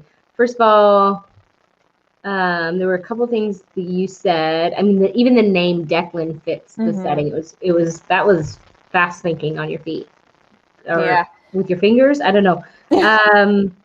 Like you can tell that they're born and raised in Alabama, and they're like relatively new to San Francisco. Maybe only lived there for a year or so, but like can't find no peace around him. That was also very true to character, very true to voice. So I know this is a setting one, but I did really love that. I'm sorry, I feel like I cut you off. Yeah, no, just like you can tell immediately that this is a person with issues who was born and raised in Alabama and has probably only been in San Francisco for like a year or so, maybe to like find a job or to work or go to school or whatever, and they kind of hate it. And you can just kind of get all of that from there. And I love stories with a strong voice. Like if this was the opening to a novel and I was like browsing bookshelves and like, cause I always read the first page or two of a novel before I buy it. And if this was like the first page of that, this would go right in my bag. Like would this is be very, all very over interesting. this. So I'm wondering if you feel like, Kincaid, if you feel like this story would be good as a flash fiction or a short story, because what I'm seeing here is wonderful setup for a novel or a novella or something like something that. longer, more Much than longer. 1,000 pages, Absolutely. 1,000 words, definitely. Much longer. So the thing that I would recommend too. What's that? I can't write flash fiction or microfiction. I just can't. Like I rebel. Like it just refuses to happen. It has to be longer for me. I don't know why. Yeah, Kincaid, make it into a short story. Yeah, I could see that. Like a kind of a longer one. Yeah. Finish writing it. So back to my comment really quickly. You do have a very clear voice. You do have very cool characters. And you do say hot summer night in Alabama. But there's not a clear, as being a reader, there's not a clear setting here. Where are we exactly? Is it the farm on is it the outskirts of Mobile? Is it the inside of Mobile? Like is it raining? Yeah, and there's a little bit of a shift here because you talk about the hot summer night in Alabama, but then you talk about coming back from where was it, San Francisco? Yeah. And so in my mind, I envisioned this person on an airplane or just stepping off an airplane. There's not a clear space here where this person is located, and not a clear time. If you shift, that's fine, but it also needs to be very, very crisp, the shift and where you're located. So that would be my feedback here. This would be like really cool exposition for like later, like, you know, the first line, you know, it was a hot summer night in Alabama when I found out demons were real. I should have known that whole week was riddled with problems. Even right before they showed up, I was having a hard time trying to get like the can open of a thing, or like, you know, just, or like was struggling so hard to get the jar of the jar of pickles open, and it slipped and I broke my finger or something like that. Yeah, Dragon Zombies, new SX Rider. Dragon's awesome. I need to sleep because mental health strain right now, but I'll watch the stream when I wake up. You have a great time. We are having a great time, barring technical difficulties. Thank you for joining us, by the way. Yeah, go get some sleep. You don't need to stay up, but thanks for joining us for a sec. That was awesome. Yeah.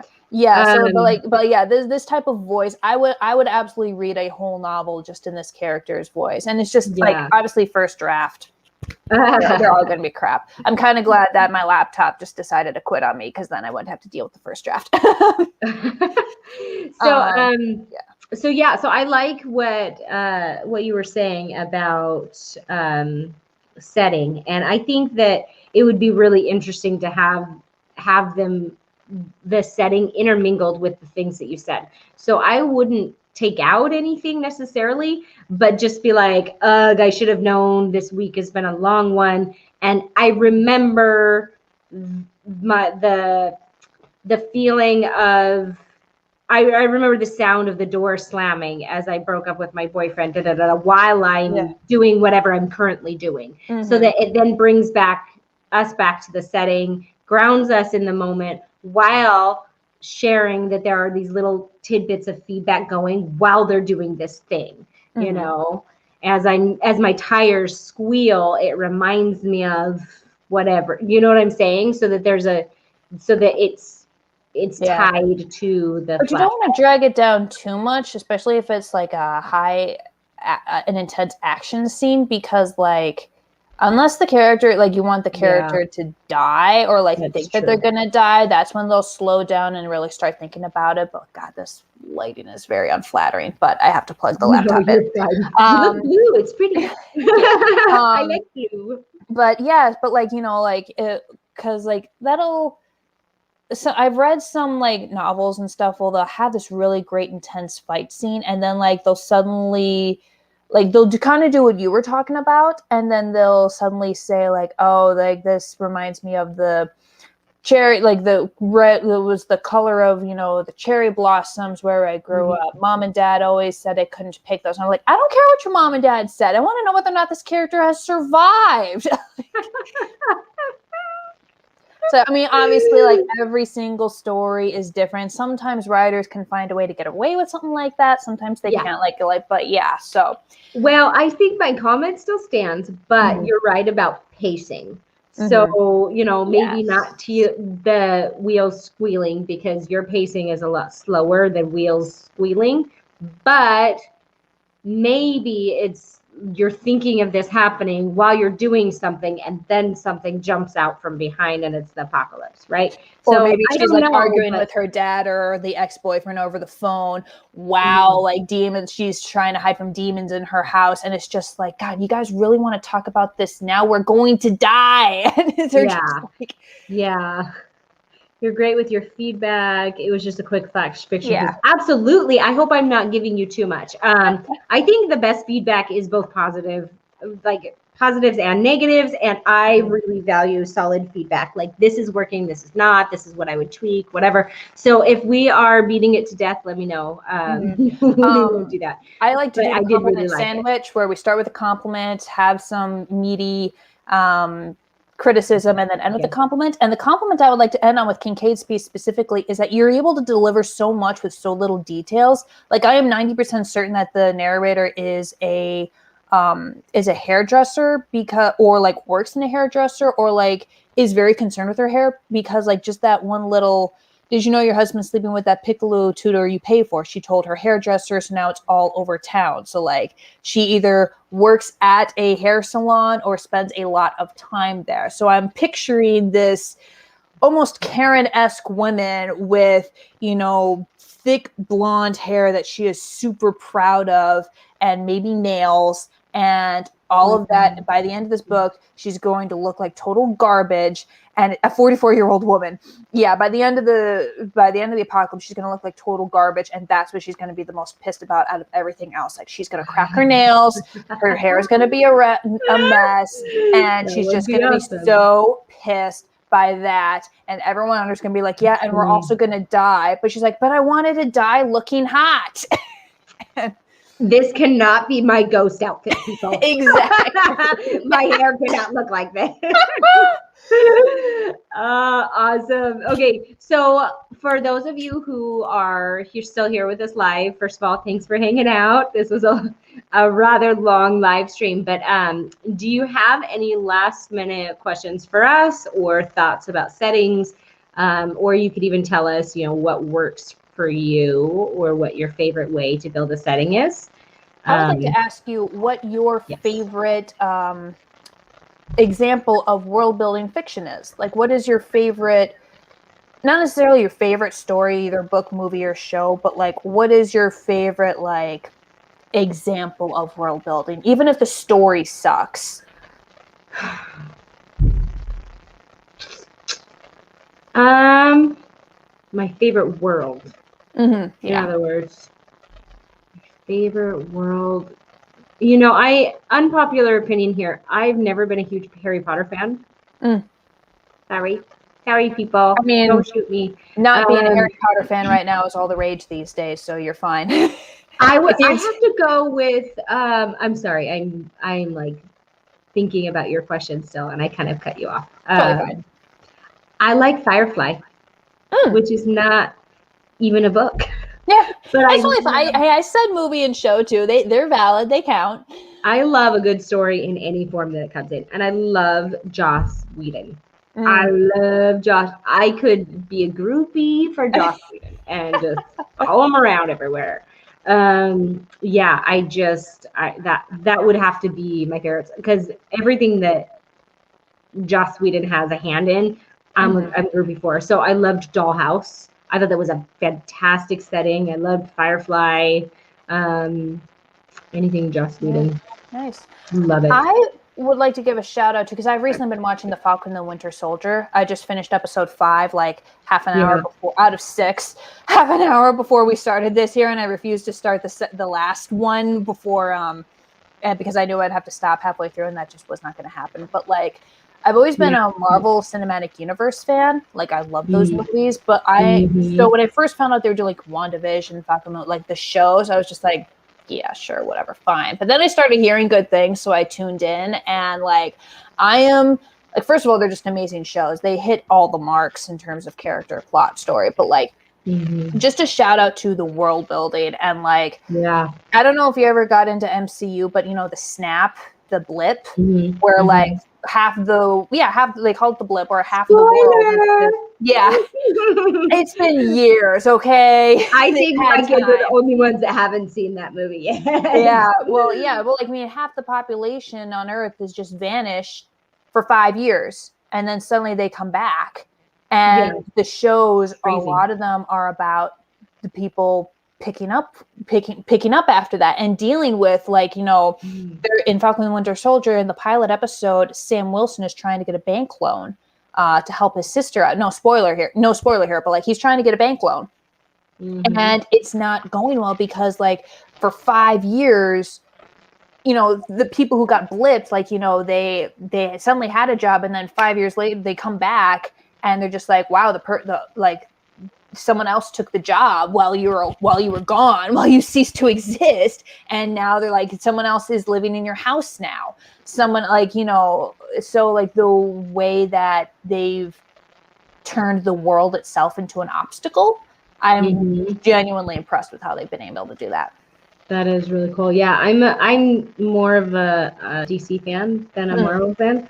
I am actually a diehard Batman fan. Yeah, my mom too. And when they come out with actually decent movies, then I'll get back into DC. But yeah, I actually have really liked a bunch of their movies. So I did not like some of what Avengers did. I liked their individual standalones, but once they started I feel like they built the characters to be standalones, and then when they brought them together, it was very eclectic in a way that bothered me. There's some of them are hit and miss. There are some Marvel movies out there that, like Ant-Man, I will rage against, and Age of Ultron. But they're consistent, and that's difficult to do with that many people in the room. And with that many people, and with that long of a series. Yes, that's really difficult. Anyway, so I'm a die hard for Batman. So that would be my other setting that I Let me ask, what did you think of Birds of Prey? I don't know if I've seen Birds of Prey. What's what? That? Oh my God, it's really good. It's What's so it rated? Fun. I think it's rated R. Let me double check. That's why I haven't seen it. I don't watch rated R movies. I'm boring like that. Harley Quinn. Yeah. Kincaid said something that I really love. So while you're looking at it, I'm going to say this. Kincaid said that I'm enjoying making different of characters that I'm currently working on. Working on an outcast dwarf living on the edge of society, making his way into the world has been a fun thing to do. That sounds awesome. Mm-hmm. That sounds like something I would read. Yeah. Especially if, like you mentioned earlier, a dwarf bard. I love combinations. Like, that's fun. That is pretty cool. I'm picturing this D&D-esque, like, the stereotypical kind of sleazy, sleeps with everyone and everything, charming bard, but it's like this tiny, beardy dwarf. Yeah. That would who swears. That's really interesting. Yes. I don't know. That's what I want. And it would work. Really I'd love me in the to eye take and tell me that wouldn't work. No, that would work. That would definitely work. I could see that being in The Witcher. I could totally see something like that in that movie. Oh, season 2's coming out. Yeah. Really well made. Rated R, though. We'll see how it goes. It's a fun book to write. Yeah, it sounds like a fun book to write. So my current work in progress, can I tell you guys? Sure. My main character is a dragon in human form because she's a royalty, and royalty can shapeshift. They have a human form, and her people have all been assassinated. Oh. And so she is the queen of a dead race. And she is a little pissed about it. Just a smidge. It irks her. It's an annoyance. Tiny bit. She doesn't really like that everyone she knows and loves is dying. I don't know. She's kind of picky like that. So high maintenance. Oh my God. Yeah, I saw your comment, Kincaid, earlier about the friend request. I'll check it when I get off. Same. Dragons and humans as humans is great. Thank you very much. I like her, and I like her talons, and I like how she hides. It's a combination between an urban fantasy and a traditional fantasy because I love twisting tropes. Nice. And so it's a shifting timeline, and it was going to just be a crime. There was going to be a crime subplot, and then I realized I wanted it to be a thriller. So it's a fantasy thriller, and it's super fun. Nice. I'm having fun. What are you currently working on, Christina? Working on, well, like there's the sci-fi novel that I've mentioned that it's as finished as I can make it. I now need to bring in the professional help since the literary agent. The short of it is there's this one planet and there's only one human city called Citadel, which is why hence the temporary title also called Citadel. And they have been, you're welcome, Kincaid. They have been, it was fun.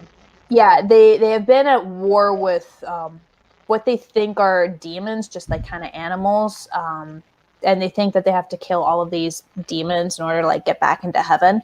And then a 19-year-old named Olivia, who is nonverbal autistic in a very ableist patriarchal society, has an interaction with one of them and finds out that like, oh wow, no, these guys, wolves with wings and telepathy. Yeah. Oh, that's what you're can. Yeah, they can communicate. They just can't communicate the way we can. We got to try to find a way to meet them halfway. So basically, she spends the entire book trying to first, open a line of communication with these beings that cannot speak, and neither can she, and then try to find a way to stop both the humans and the demons, the chimera, as they're actually called, from killing each other.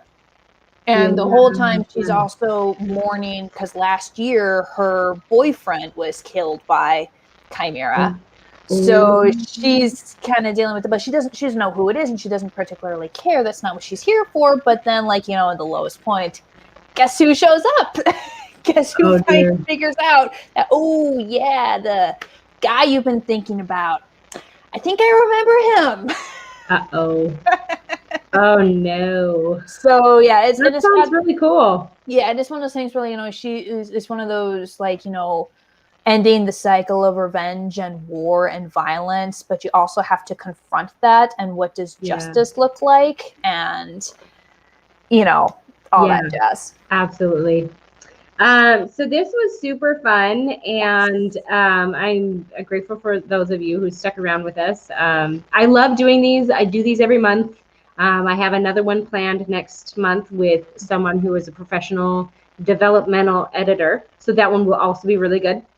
If you like these or you found value in them, would you do me a favor and share them with your writing friends so that this can be something that grows and progresses? Because I'd really like to bring value to the writing community through these. And excuse me, plus with watch time and with likes, if you hit a like, it actually helps me out in the algorithm. Yes. And it helps my videos be seen, which helps me, give back to the writing community. So I love you all.